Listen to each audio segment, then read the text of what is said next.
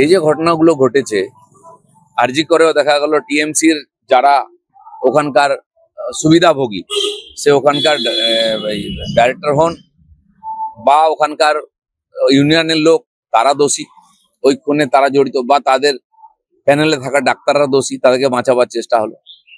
এখানে ল কলেজে টিএমসির লিডার দোষী, আর ওখানে বোম মারা হলো, এটি বাচ্চা মেয়েকে মেরে ফেলা হলো, তার দোষীকে ওখানকার বুথ প্রেসিডেন্ট, তার ছেলে, সব পার্টির লোকেরা।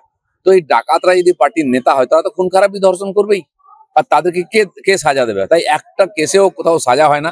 তাই প্রতিনিয়ত এরকম অত্যাচার আর এই ধরনের অপকর্ম বেড়ে চলেছে। আর দুষ্কৃতকারীরা দাপিয়ে বেড়াচ্ছে। সাধারণ লোক, ভদ্রলোক, সাধারণ মানুষ রাস্তায় বেরোতে ভয় পায়, প্রতিবাদ করতে ভয় পায়। পুলিশের কাছে গেলে পুলিশ কোনো রিপোর্ট নেয় না, এফআইআর নেয় না। হাজার হাজার ঘটনা এরকম নিভৃতে চাপা পড়ে যাচ্ছে, আমরা জানতে পর্যন্ত পারছি না।